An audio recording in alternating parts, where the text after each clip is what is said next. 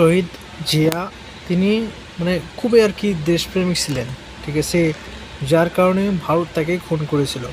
এখন অনেকেই বিএনপির দলে আছে, দেখেন ভারতের মানে ভারতের সাথে গান গাইতেছে, ভারত যেটা বলতেছে তারা সেটার সাথেই একমত হইতেছে। দেখেন এটা কি প্ল্যান করেছিল, তারেক রহমানকেও হত্যার মানে প্ল্যান করেছিল। এখন এরা এগুলো না করে এখন শুধু কীভাবে ক্ষমতায় আসা যায়, নির্বাচন দিয়ে ক্ষমতায় আসা যায়, দেশটা সংস্কার ছাড়া সে এই তালের মধ্যে লেগে আছে। দেখেন ভাই, সংস্কার ছাড়া দেশে নির্বাচন হবে, আবার দেখবেন এই যে তারেক রহমান দেশে আসবে, দেখেন এনাকে আবার হত্যা করে ফেলবে, ঠিক আছে, সাথে তো আরও বিপ্লবের কয়েকজন আছে, এদেরকেও হত্যা করবে।